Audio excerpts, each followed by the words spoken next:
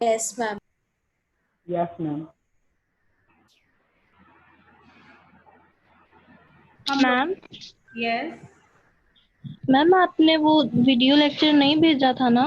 भेजा था। Ma'am group में तो नहीं था।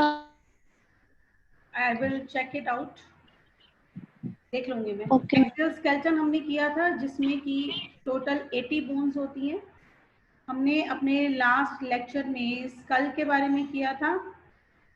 स्कल जो है जिसके अंदर होती हैं टोटल 22 बोन्स। स्कल को दो पार्ट्स में हम डिवाइड करते हैं, that is cranium and facial bones. Cranium bones हमने 8 की थी और फेशियल बोन्स आज हम करेंगे, they are 14 in number. Facial bones मतलब हमारे फेस की जो बोन्स हैं, they are the facial bones. और फेशियल बोन्स में सबसे पहले आ जाती हैं, नंबर 1 आती हैं नेजल बोन्स। अपने नोज को आप देखिए, यहाँ से आपको ये हार्ड फील होता है, जो इसकी साइड्स हैं, लेटरल साइड्स हैं, यहाँ से ये आपको हार्ड फील होता है। तो यहाँ पर जो बोन्स हैं दो, they are nasal bones. You don't need to cram the names of the bones. अगर कोई कर सकता है इनको याद तो कर ले, लेकिन इस पर क्वेश्चन जो है बड़े सिंपल से ही आते हैं नीट में भी, और आपको अभी नहीं ज़रूरत, लेकिन अगर आप जब मेडिकल कॉलेज में जाओगे, होपफुली सभी को एडमिशन मिले, तब आपको बोन्स के नेम याद करने होंगे। ठीक है, अभी आपको पता होना चाहिए कि ये बोन कौन से पार्ट में है, एक्सियल स्केलेटन में है, अपेंडिकुलर स्केलेटन में है, सिर्फ इतना आपको आइडिया होना चाहिए। ठीक है, तो एक्सियल स्केलेटन जिसमें 80 बोन्स होती है, क्रेनियम की 8 हमने कर ली थी, फेशियल की 14 में 2 आ गई नेजल। नोज की ये दोनों तरफ जो बोन्स हैं हमें फील होती हैं हार्ड, यहाँ पर दे आर नेजल बोन्स। उसके बाद आ जाते हैं इंफीरियर नेजल कॉन्चेव। इंफीरियर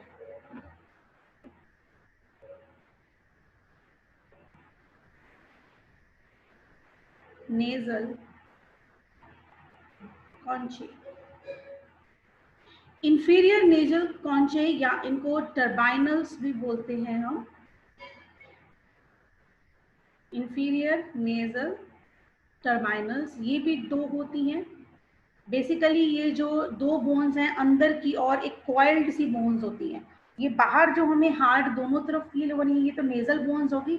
अंदर की ओर नेजल जो चैम्बर है हमारा, उसके अंदर की ओर कॉइल्ड इस तरह से मुड़ी हुई ये बोन्स होती है, जिनको बोलते हैं इंफीरियर नेजल कॉन्चे और टर्बाइनल। एक राइट साइड पे और एक लेफ्ट साइड पे।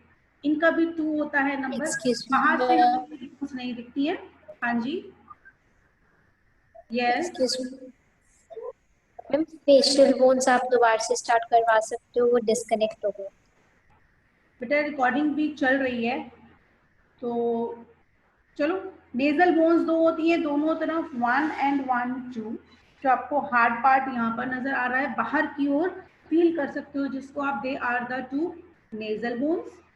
अंदर की ओर नेजल जो चैम्बर है हमारे नोज के अंदर, जो कैविटी है उसके अंदर 2 कॉइल इस तरह से मुड़ी हुई बोन्स होती हैं, जिनको हम बोलते हैं इंफीरियर नेजल कॉन्चे और टर्बाइनल्स। ये भी 2 होती हैं, एक राइट साइड में एक लेफ्ट साइड में अंदर की ओर। ये बाहर जो हार्ट दिख रही है इसके अंदर को मुड़ी हुई राइट और लेफ्ट दोनों ही नेजल चैम्बर्स के अंदर हमारे जो है 2 बोन्स होती हैं, दे आर इंफीरियर नेजल कॉन्चे और टर्बाइनल्स। फिर एक छोटी सी बोन और आती है, that is vomer. Vomer is 1 in number. जो हमारे दोनों नोज को सेपरेट करता है, एक सेप्टम, एक पतली मेम्ब्रेन है जो दोनों नेजल जो हमारे चैम्बर्स हैं उनको सेपरेट कर रही है, उस पर लगी हुई होती है ये बोन। दोनों के बीच में सेंटर में यहाँ पर लगी हुई होती है छोटी सी बोन, वोमर, जो हमारे दोनों नेजल सेप्टम को, जो सेप्टम से 2 नेजल चैम्बर में इसको डिवाइड कर रही है, दैट बोन इज वोमर। हाँ, इस पे क्वेश्चन आ जाता होता है वोमर बोन कहाँ पर है, तो ये नोज के अंदर है, दोनों नेजल चैम्बर्स को डिवाइड करती है, नेजल सेप्टम के ऊपर होती है। ठीक है, देन कम्स लेक्राइमल। रेक्लाइमल मतलब जो कि टीयर्स वाली हमारी होती हैं अंदर, यहाँ से टीयर ग्लैंड होते हैं, तो इधर की तरफ जो बोन्स हैं they are lacrimal bones. Eyes का जो इनर वाला पार्ट है यहाँ पर होती हैं लेक्राइमल बोन्स, और इनके ऊपर ही सिचुएटेड होते हैं लेक्राइमल ग्लैंड्स। लेक्राइमल ग्लैंड्स मतलब टीयर ग्लैंड्स, जिनसे हमारे आंसू निकलते हैं। ठीक है। तो उनकी डक्ट्स जो है वो इस लेक्राइमल बोन के ऊपर से क्रॉस करती है। फिर जैसे जैसे हम नीचे आते हैं तो यहाँ पर चीक्स आ गए, तो चीक वाली बोन्स दे आर जाइगोमैटिक। जाइगोमैटिक्स भी हमारे पास दो होती हैं, लेक्राइमल भी दो हो गई, एक राइट साइड पे एक लेफ्ट साइड पे। तो चीक वाली बोन दिस वन आईज के बिल्कुल इधर जो ये वाली बोन है हमें फील हो रही है, यहाँ पर खत्म भी हो जाती है, इधर तक आते आते this is a zygomatic bone. Right और लेफ्ट दोनों तरफ एक एक होती है।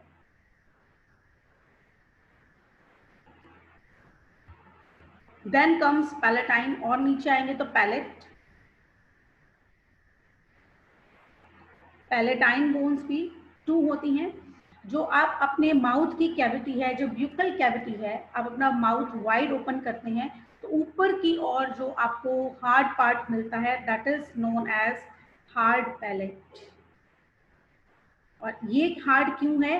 क्योंकि यहाँ पर 2 बोन्स हैं, पैलेटाइन बोन्स। आप अपने माउथ को वाइड ओपन करें और ऊपर की ओर जो उसकी जो रूफ बनती है हमारे माउथ की वो हार्ड होती है, that is due to palatine bone. ये भी 2 इन नंबर होती हैं।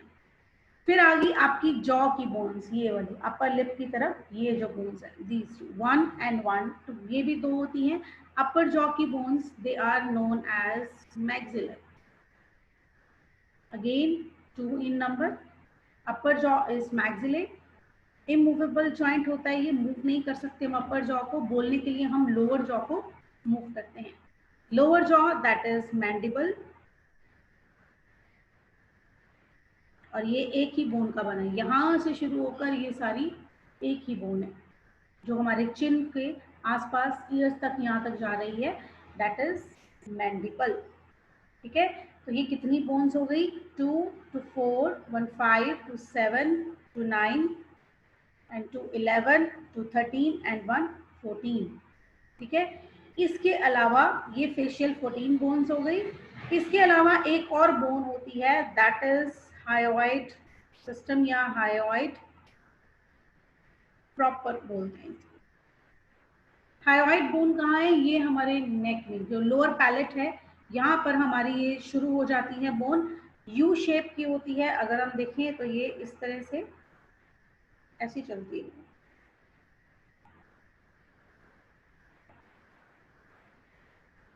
This is hyoid bone, U shape की होती है, यहाँ से शुरू होकर ऐसे यहाँ पर टेम्पोरल बोन तक जाती है। टेम्पोरल बोन्स कहाँ थी?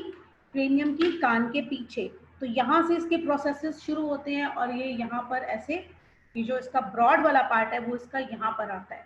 इसी के ऊपर हमारा हेड जो है वो टिका हुआ है, नेक के ऊपर हेड टिका हुआ है, so that we can move our head in any position. ये होगी हायोइड प्रॉपर। इसके अलावा हम ईयर ऑसिकल्स, ईयर की बोन्स को भी हम स्कल के अंदर ही पढ़ते हैं। ईयर ऑसिकल्स या ईयर की बोन्स 3 होती हैं, incus, malleus and stapes. 3 bones होती हैं। स्टेप्स जो है it is the smallest bone, हमारी बॉडी की स्मॉलेस्ट बोन है, सबसे छोटी बोन दैट इज स्टेप्स। तो 3 राइट में 3 लेफ्ट में। Hyoid process is 1 and ear ossicles are 6 in number. इस तरह से ये ईयर ऑसिकल्स को भी हम हमारे स्कल के अंदर ही गिनते हैं। तो ये हमारा नेक, फेस और हेड, ये सारे पार्ट को मिलाकर ये सारी बोन्स हो गई। कौन कौन सी बोन्स हो गई? 8 क्रेनियल, जिनमें आ गई फ्रंटल, टेम्पोरल, पेराइटल, ऑक्सीपिटल।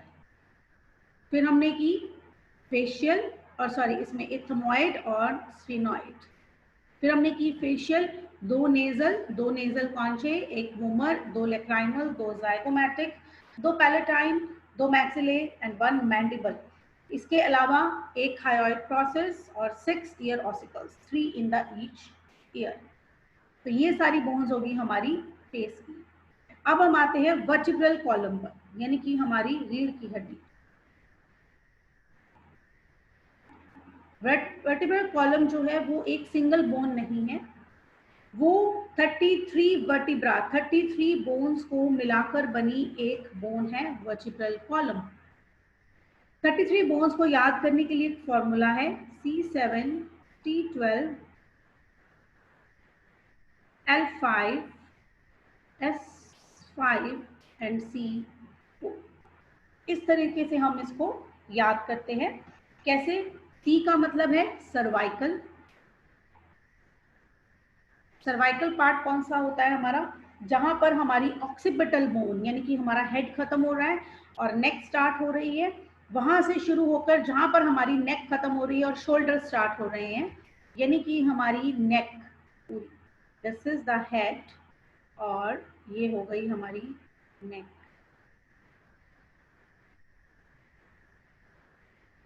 तो this bone is occipital bone. Occipital bone के नीचे यहाँ पर इस तरह से ये वर्टिब्रा है 7।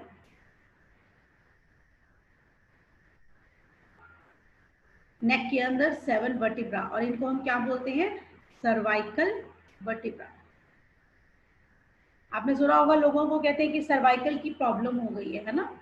तो वो क्या होता है? Yes. That is cervical spondylitis. मतलब क्या होता है कि जो हमारे जितने भी 33 वर्टिब्रा हैं, ये वर्टिब्रा कुछ ऐसे दिखते हैं। ये सारे वर्टिब्रा एक दूसरे के साथ निक टू निक नहीं जुड़े हुए हैं। इनके बीच में हमने पढ़ा था कार्टिलेज होता है लाइक दिस। ठीक है, मतलब दो बोन्स के बीच में थोड़ी सी स्पेस है और जिसके अंदर कार्टिलेज भरा हुआ है। अब जो लोग अपने नेक को ज्यादा देर यूं मोड़कर काम करते हैं, जैसे कि टीचर्स खासकर, जो लोग सिटिंग जॉब करते हैं, बड़ी बड़ी नेशनल मल्टीनेशनल कंपनीज में काम करते हैं, सारा दिन लैपटॉप के बैठे रहते हैं उसमें, तो अपनी नेक को वो स्ट्रेट नहीं रख पाते, हमेशा उनको नीचे घुमा के रखनी पड़ती है। दैट्स वाई ये जो दो वर्टिब्रा है उनके बीच का जो गैप है, वो गैप जो है वो खत्म होने लगता है। अब जो दो वर्टिब्रा के बीच में इतना गैप था, अब वो यूं जुड़ गए हैं आपस में, और जुड़ने की वजह से क्या है, मूवमेंट नहीं हो सकती। तो जिनको सर्वाइकल स्पॉन्डिलाइटिस होता है, ऐसे बोल देते हैं सर्वाइकल की प्रॉब्लम, तो पर्टिकुलर डिजीज क्या है? It is cervical spondylitis. इसमें क्या होता है कि हम अपनी नेक को मूव नहीं कर पाते। पेशेंट कहता है कि मुझे दर्द होती है नेक में, स्टिफनेस होती है, ऐसा लगता है कि बहुत हार्ड हो गई है नेक, क्योंकि दोनों वर्टिब्रा जो है उनके बीच में जो गैप था वो खत्म हो गया और दोनों वर्टिब्रा इस तरह से जुड़ गए हैं। और अगर आप अपने घर के दरवाजों को देखो तो आप ये देखोगे कि दरवाजा और दीवार के बीच में हमेशा माइनर सा गैप रखा जाता है। क्यों रखा जाता है? क्योंकि इसी गैप की वजह से वो दरवाजा मूव कर सकता है। अगर हम बिल्कुल उसको दीवार के साथ जोड़ देंगे तो वो फिक्स हो जाएगा और फिर वो मूव नहीं कर पाएगा। तो उसके पीछे पहले एक फ्रेमवर्क लगता है दरवाजे और दीवार के बीच में, फिर बीच में एक लिवर लगता है जिसकी वजह से वो अंदर बाहर की ओर मूव कर सकता है। बिल्कुल ऐसे ही हमारे बीच में दो वर्टिब्रा के बीच में कार्टिलेज होता है जो कि उसको हर डायरेक्शन में मूव करवा सकता है। ठीक है, तो इसी तरह से थोरैसिक यानी कि हमारे चेस्ट वाले रीजन में भी वर्टिब्रा होते हैं। जो चेस्ट वाला रीजन है यहाँ पीछे की तरफ जो चलता है, टोटल 12 वर्टिब्रा होते हैं। सर्वाइकल होते हैं 7। लंबर, लंबर मतलब लोअर बैक, लोअर बैक के हमारे वर्टिब्रा होते हैं 5। इनमें भी हो जाती है स्पॉन्डिलाइटिस। आपने देखा कई लोगों को कमर दर्द की शिकायत होती है और वो उनका लाइफ टाइम रहता है, उनको उसका कोई ट्रीटमेंट नहीं मिलता, क्योंकि दो बोन्स जब आपस में फ्यूज कर गई हैं, जुड़ गई हैं, उनको अब हम वापस उनके बीच में स्पेस क्रिएट नहीं कर सकते हैं। ऐसा होता है जो मैम भार उठाते हैं। यस मैम, ये जो स्पॉन्डिलाइटिस है इसमें मतलब जो कार्टिलेज है वो खत्म हो जाता है? कार्टिलेज डीजनरेट हो जाता है, छोटा हो जाता है, खत्म तो कोई चीज नहीं होती है, डीजनरेट हो जाता है, अपने साइज से छोटा हो जाता है। That is due to calcium deficiency also. अगर कैल्शियम की कमी हो तो भी हो सकती है ये चीज। अगर किसी की डिस्क प्रोलैप्स हो गई है तो भी धीरे धीरे वो डीजनरेट होना शुरू हो जाता है अपनी पोजीशन से। अगर वो हट गया है, प्रोलैप्स हो गया है, तो उस केस में भी ऐसा हो सकता है। Okay ma'am. कैल्शियम की कमी से भी ये चीज हो जाती है। ओके और मैम। आपका पोजीशन तो बहुत ज़्यादा मैटर करता ही करता है। अगर आप एक ही पोजीशन में रखोगे तो एक टाइम ऐसा आएगा कि कार्टिलेज खत्म और दोनों बोन्स आपस में जुड़ जाती हैं। Then comes sacral. Sacral bones होती हैं जो आपके पीछे हिप्स वाले एरिया में आती हैं। तो ये बोन्स जो हैं आपको इस तरह से दिखती है, ट्रायंगुलर। एक्चुअली ये बोन जो है वो 5 वर्टिब्रा को मिलाकर फ्यूज हुई है। मैंने आपने देखा होगा एस को मैंने 5 को ब्रैकेट में डाला है। ब्रैकेट का मतलब ये थी तो इस तरह से 5 बोन्स, लेकिन अभी आपस में फ्यूज हो गई हैं। हमें देखने में लगता है कि ये सारी जुड़ी हुई हैं, इसलिए हम इनको 5 इकट्ठी एक साथ ही काउंट करते हैं। तो सैक्रल 5 विच आर फ्यूज्ड, और सैक्रल के नीचे पीछे 1 2 3 4 बोन्स और जुड़ी होती हैं, दैट इज कॉक्सीजियल। इसको भी मैंने ब्रैकेट में लिखा है। कॉक्सीजियल होती है कॉकिक्स बोन, या इसे टेल बोन भी कहते हैं। जब हम एप्स थे, आदि मानव थे, तब हमारी टेल थी, और ये टेल बोन अभी तक हमारे पास है। It is a vestigial organ, क्योंकि अब हमें टेल की जरूरत नहीं है।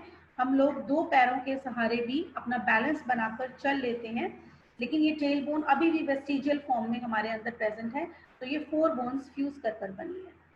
इस तरह से ये टोटल 33 वर्टिब्रा होते हैं, C7 T12 L5 S5 in bracket and C4 in bracket. इस तरह से आप इसको याद कर सकते हो सारे वर्टिब्रा का। वर्टिब्रा का फंक्शन क्या है? अब आप इसमें देखिए कि मैंने आपको ये वर्टिब्रा दिखाए हैं, ये सर्वाइकल 1 2 3। तो यहाँ पर सभी वर्टिब्रा के बीच में यहाँ पर सेंटर में एक गैप होता है, और इस गैप के अंदर लगी हुई होती है स्पाइनल कॉर्ड, जो कि ब्रेन से निकल कर आ रही है। यहाँ पर ब्रेन है, ब्रेन से स्पाइनल कॉर्ड निकली, और पीछे बोन्स के अंदर ये 2 बोन्स हैं, इनके बीच में इस तरह से स्पाइनल कॉर्ड है। 33 वर्टिब्रा है, बोन्स के बीच में ये जो गैप है, यहाँ से वर्टिब्रल कॉलम में से यहाँ से स्पाइनल कॉर्ड जो है वो क्रॉस करती है। तो बेसिकली हमारा वर्टिब्रा क्या करता है? स्पाइनल कॉर्ड को प्रोटेक्ट करता है। ये स्पाइनल कॉर्ड जिसमें से कई सारी नर्व्स निकलती हैं जो हमारी बॉडी की मूवमेंट्स, हमारे सारे एक्शंस को कंट्रोल करती हैं। तो ये वर्टिब्रा के बीच में प्रोटेक्टेड है। अगर आप वर्टिब्रा को देखोगे ना, तो जस्ट लुक एट मी, तो आपको इस तरह से उसके बीच में ऐसे खाली जगह गोल नजर आएगी हर एक वर्टिब्रा में। एक वर्टिब्रा, फिर दूसरे वर्टिब्रा की ऐसी, फिर ऐसी तीसरे वर्टिब्रा की, और इस जो स्पेस है इसके बीच में इस तरह से स्पाइनल कॉर्ड जो है वो फिटेड होती है, लाइक दिस। ठीक है, क्लियर है? ये बात समझ में आ गई आपको? Yes, ma'am. When classes will start, I will show you the skeleton. मैं आपको दिखाऊंगी skeleton, तो आपको और क्लियर होगा उसमें। ठीक है, तो स्पाइनल कॉर्ड जो है अंदर इस तरह से फिटेड होती है। तो इसके मेन फंक्शन भी यही हो गया, स्पाइनल कॉर्ड को प्रोटेक्ट करना, और इन्हीं वर्टिब्रा की वजह से हमारा हेड भी जो है रोटेट होता है, हेड भी इस पे रेस्ट करता है। हमारे जितने भी वाइटल ऑर्गन है उनमें से एक स्पाइनल कॉर्ड भी है जिसको ये अच्छे से प्रोटेक्ट कर रहा है ताकि हमें कोई नुकसान ना पहुंचे। अगर स्पाइनल कॉर्ड को कोई नुकसान पहुंचता है तो नर्व्स डेड, और नर्वस टिश्यू या नर्व सेल्स ऐसे सेल्स हैं जो दोबारा हमारी लाइफ में डिवाइड नहीं करते। जैसे नर्व्स हम लेकर पैदा हुए हैं वैसे ही हम मर जाते हैं, ये सेल्स कभी डिवाइड नहीं करते हैं, कि ये एज इट इज ही हमेशा रह जाते हैं। वर्टिब्रल कॉलम के बाद आते हैं रिब्स। चेस्ट की तरफ आ जाए, फ्रंट की तरफ आ जाए तो आते हैं रिब्स। रिब्स हमें कैसे दिखते हैं? यहाँ सेंटर में पहले हमारे एक बोन होती है, चेस्ट बोन, जिसे हम बोलते हैं स्टर्नम। इस स्टर्नम से अराइज होते हैं रिब्स, पेयर ऑफ रिब्स, यानी कि एक नहीं, ये इनका पेयर होता है। एक पेयर, 2 3 4 5 6 7 8 9 10 11 और 12, 12 पेयर इस तरह से रिब्स जो है इसमें से निकलते हैं। यानी कि टोटल रिब्स कितने हो गए? 24। ये रिब्स जो हैं बेसिकली 3 टाइप्स के होते हैं, true ribs, false ribs and floating ribs.